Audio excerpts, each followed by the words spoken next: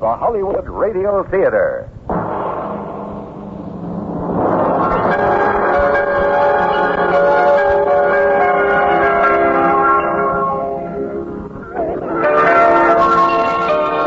Every day at this time, Monday through Friday, a J.M. Kholos Enterprises production, the Hollywood Radio Theater, presents an unusual tale of mystery and suspense.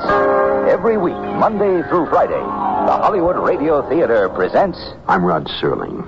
You're listening to The Zero Hour. Rest your eyes.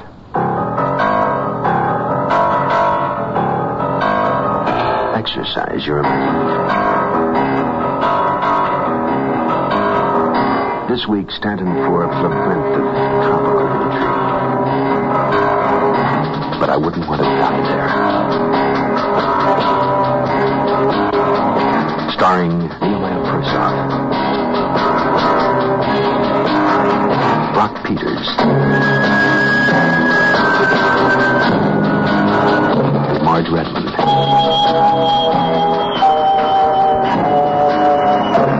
in Elliot Lewis's production of The Zero Hour. Have you ever put together a jigsaw puzzle? Begin with the pieces that have a flat edge. They form your perimeter, the frame. From there, work inward, turning each piece to examine all possible angles. A good puzzle has several pieces cut to nearly identical shapes. This checking and counter-checking is tedious work. But soon things begin to fall into place. You begin to get the picture. Whole sections fill in, until you've only the last few pieces remaining. This week's tale is a real puzzler. A story within a story. A winter's tale of summer past. Come to the Caribbean islands, visit exotic St. Martin, say the brochures, where it's summer all year round. Quite a temptation if you're spending January in New York City, like Sylvia Bennett. But she's already been to St. Martin, and one visit was enough. She could never go back. Not after what happened. Though even now those last pieces don't quite fit. But that was over. Much has happened to her since. The decree finalizing her divorce, a new job, a new apartment. And now her mind was made up. For Sylvia Bennett, New York in January was perfect for suicide. For Sylvia Bennett, St. Martin is a nice place to visit. But I wouldn't want to die there. Our story begins after this word.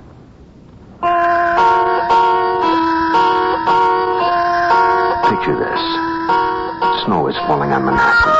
January thaw is late in coming. A yellow taxi spins around the corner at 103rd and West End and settles to a stop astride a brown snowbank piled high at the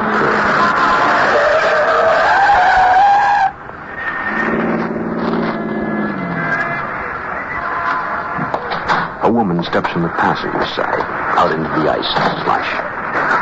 A handsome woman of 42. Her expression is one of bitterness. The wind shows a gust of wind off the Hudson River swirls the virgin snow into her determined face as she struggles her way indoors. Oh, New York, I despise you so. I must leave instructions. If found, please ship in a plain pine box to anywhere far away. Regards, Sylvia Bennett, deceased. Damn, you're so slow. The mail. Why not? Let's see what bills my estate will have to pay.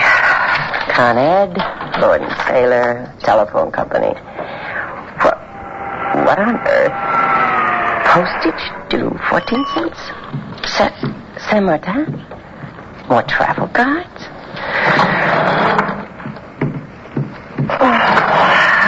No more trips for Sylvia.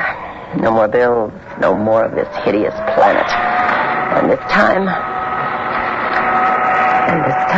no slip-ups.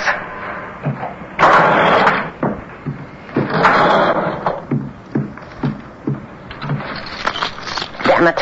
They'll have to break the door down to get me out. There. Next step. Good stiff belt of scotch. Harakiri right here on the living room rug? Nope, too messy. A bullet in the brain. No gun. The window. With my luck, I'd land in the snow, break my back, and live. God, it's quiet. I wonder. Oh, these pages. Dear Sylvia, don't throw this away, please. The way I look at it, you owe it to me to read it. I spent a lot of time writing it down, and the least you can do is read it. I deliberately didn't see the papers when it was all over. I suppose I should have, but I just didn't want to see what they said about us. That's the kind of coward I am, but then you know that. Damn it. Can't you people let a wretch die in peace? Hello. Hi, it's Carl. I know, I recognized your voice. How have you been? How's the new job? Ghastly, thank you to both questions. You didn't have to leave Day, you know. Divorced people do work together. It is done. But Day is your magazine. I'm just a reporter, remember? I'm worried about you, Sylvia. You won't do anything foolish. I'm a big girl now, and I'll thank you to mind your own business. Now, hold it. What the hell's wrong with you anyway? You were getting along all right. We could at least be civilized, and then...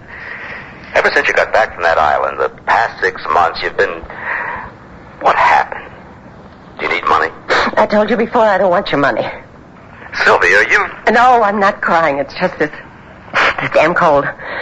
Look, nothing happened. I just got sick in the gut, that's all, of everything.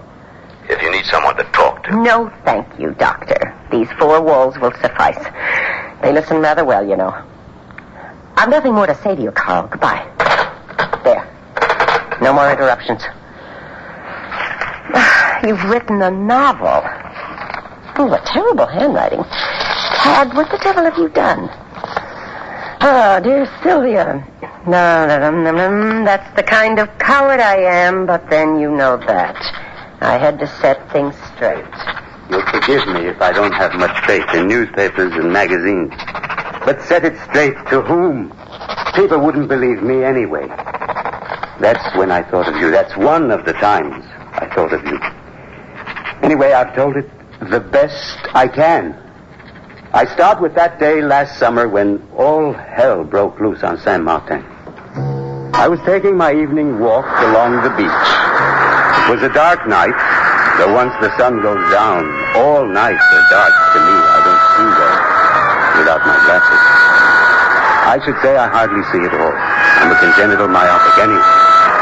Since I've covered that ground so many times, out where the pier juts out, along Molly Smith Point, I knew where I was. What I didn't know was what I would find. A body. A woman's body. Hello? Who? You there? Are you hurt?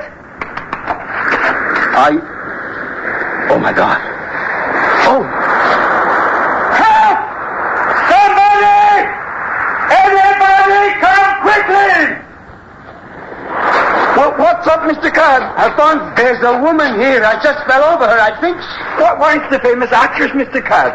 She looks bad. Her head is all smashed up. Is it Miss Lee? Mr. Cobb, where you go? These men from the river. Cowboys, they hear you too. Sound like you hurt. No, I'm all right, Wong. Shine your torch over here. Oh, my God. Oh, Mrs. Lee. She looks dead, Mr. Cobb. Who's it? Inspector Clark? Is that you? Cal Wallander here. It's Annabelle Lee, the actress. She's been badly hurt. We were about to call you. She may be. She's dead. Dead. Very. What is that? Count the tracks here. See? We are all standing in our own. I'm afraid I can't see what you say. You see my glass? There are no other tracks, not even her own. What about the tide, Inspector? Couldn't it have washed them away? Monsieur Cadwallader, the tide is coming in. But then how? What could have happened? At the moment, monsieur, who's to say? But I believe, I am not certain you understand, but I believe that Madame Lee was started about the head with some variety of very obstinate material. Battered? You mean on purpose? One cannot say for certain just yet, Monsieur Cadwallader. Mais oui. It appears that Madame Lee was murdered.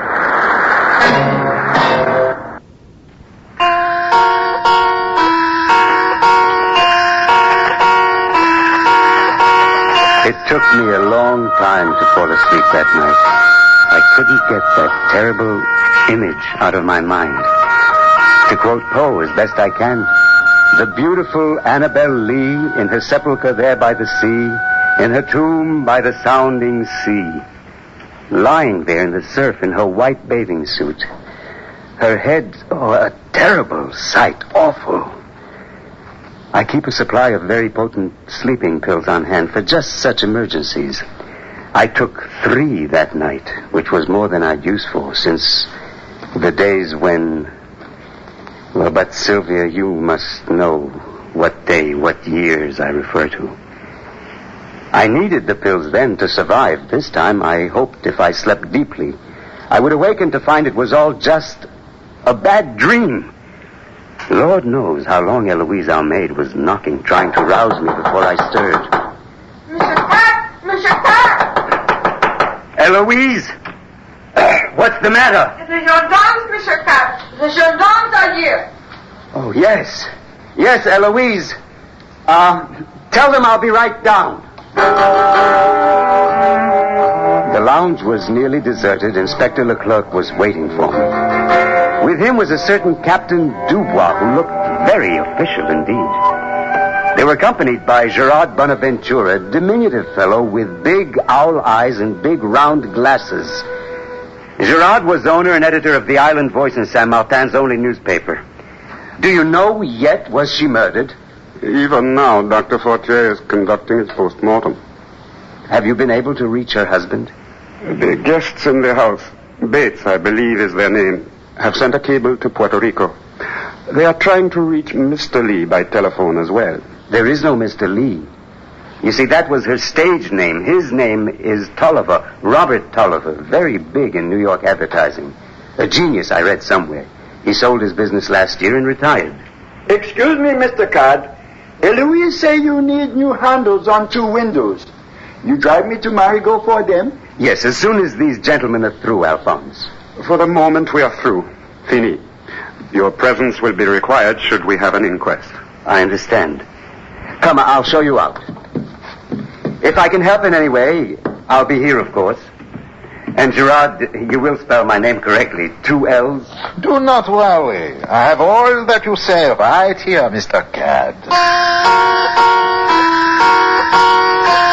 I must admit, I admire Alphonse's nerve as a passenger, the way people drive on Saint Martin and the roads. Between the potholes in the grade and the livestock crossing at will, it's a virtual obstacle course. And I must remind you that my eyesight isn't all that it could be. If Alphonse was frightened, he camouflaged it well. When is Mr. Max returning? Watch out, Mr. Card. House crossing up ahead. Mr. Max will be surprised that he missed all the excitement. Careful, Mr. Max. Max told me at the airport he'd be back by the end of the week. He had to order some new mattresses and... Look out for that goat, Mr. Card. I'm sure Max will spend a couple of days living it up. You know how he is. Yes, Mr. Max likes the ladies, eh?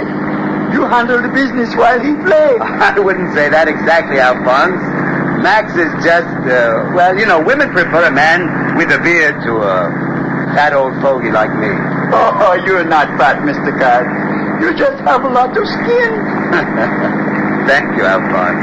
You put that rather well. Mr. Card, Mistress Lee promised me a present, but she never gave it to me. A yellow wig with long curls for the carnival next year. You ask Mr. Tolliver about it when he gets home. Not right away. Wait until after the funeral. I'm sure he'll give it to you. But why can't I ask Mr. Robert for the wig right away, Mr. Card? Well, he'll be very upset about his wife's death. He'll be very, very sad for a while. Oh, I don't think so, Mr. Card. He used to hit Mistress Lee real good. Make her cry, make her eye black all the time. What? Did you tell that to the gendarmes? The gendarmes, of course not, Mr. Card. They didn't ask me.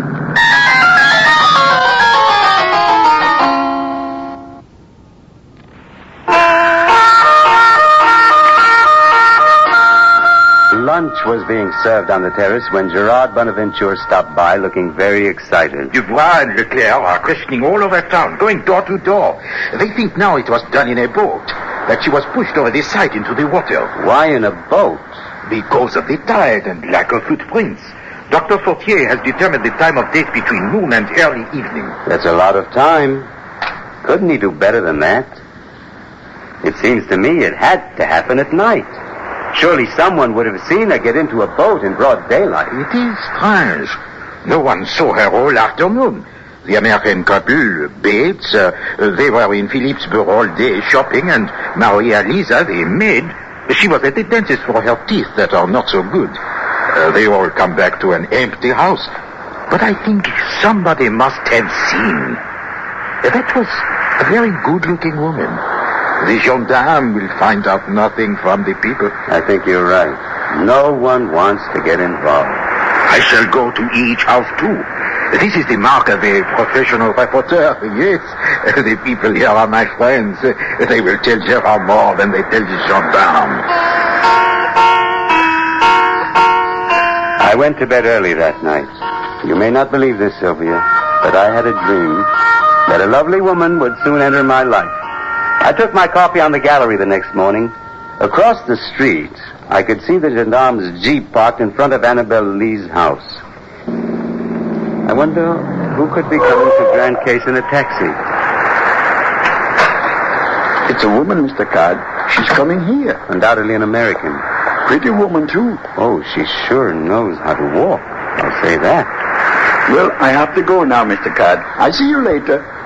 Mr. Codd, there's a lady here wants a room. Very well, Eloise. I'll be right down.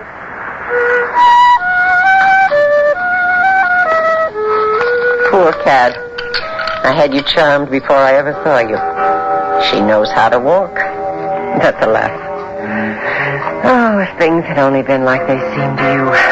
Had I come to get away from it all like I told you. But that wasn't the reason. It wasn't all a lie, though. I did come over from St. Croix. Carl and I were as good as divorced. He was vacationing in Christiansted. I knew the hotel. We'd been there often enough as husband and wife. I kept telling myself I wasn't chasing him. We were all sitting together at poolside. Carl, those three vacant but beautiful young women, and good old Sylvia, when we heard the news. Sylvia, you knew Annabelle Lee. I interviewed her a couple of times.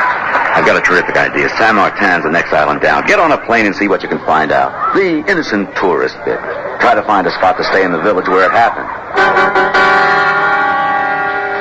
I don't know why I took the assignment. Perhaps to convince Carl that I was better than those stupid women. Those cheerleaders, all bust and no brain. So, I knew how to walk. What next, Cad? I decided to go down onto the beach. I didn't do that often, not at midday. My new guest was there.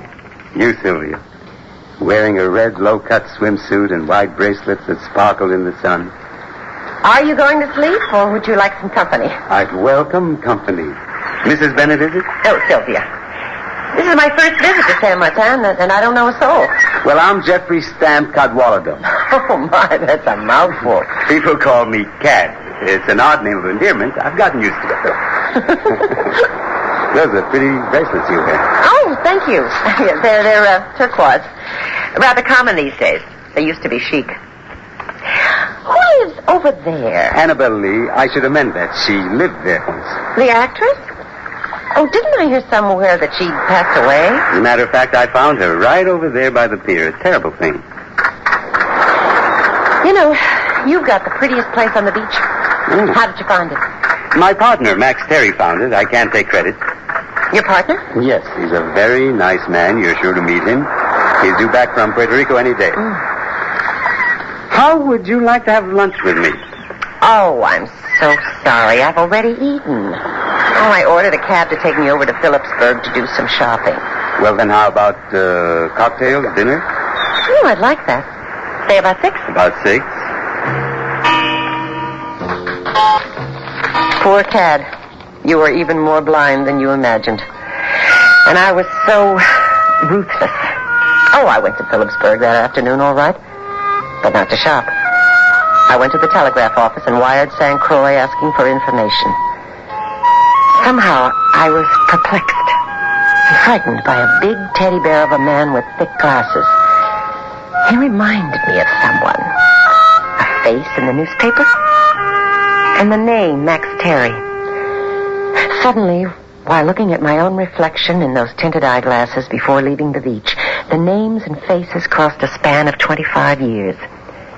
I was fresh out of journalism school. My first assignment, a murder case.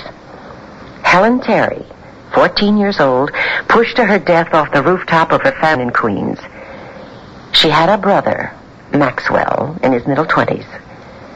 And he had a friend, a heavy-set, myopic friend who was found guilty as charged.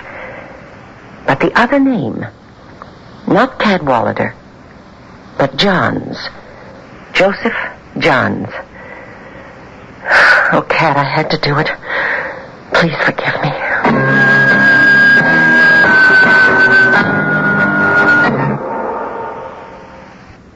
Tomorrow at this time, rest your eyes and listen here to this week's continuing study in suspense.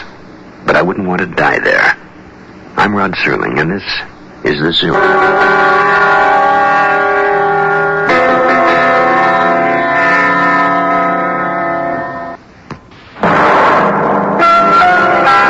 Listening to the Hollywood Radio Theater's presentation of The Zero Hour, heard every weekday at this time. Rod Serling is your host. Danton Forbes, But I Wouldn't Want to Die There, was adapted for radio by Kim Weisskopf. Nehemiah Persoff is Cad, Brock Peters is Leclerc, and Marge Redmond is Sylvia. Featured in the cast are Herbert Rudley, Chester Hairston, Mady Norman, and Victor Bozeman. Zero Hour is produced and directed by Elliot Lewis. Jack Myers is executive producer, Rochelle Sherman associate producer, and Kim Weisskopf story editor. Music conducted by Stanley D. Hoffman. The Hollywood Radio Theater theme was played by Ferranti and Teicher and is now available on United Artists Records and Tapes. This has been a J.M. Kholos Enterprises production. Hugh Douglas speaking. Tune in tomorrow, and once again, Rest your eyes and listen here to The Zero Hour.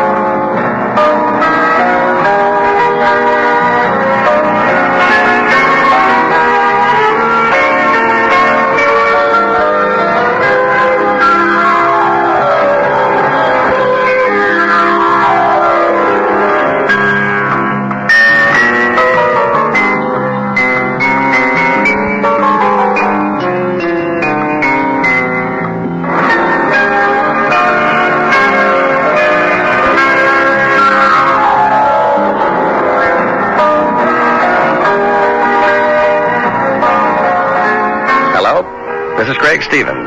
I'll be here next week as Lloyd Mercer on Hollywood Radio Theater's brand new Zero Hour. Mercer is a deep-down politician of the old school. We've received some new information on the Henley murder. It points rather definitely toward your culpability. Apparently, there was an eyewitness. Someone saw me kill Henley? Please listen to George Maharis, Charles McGraw, and me next week when the Zero Hour presents Dead Man's Tale.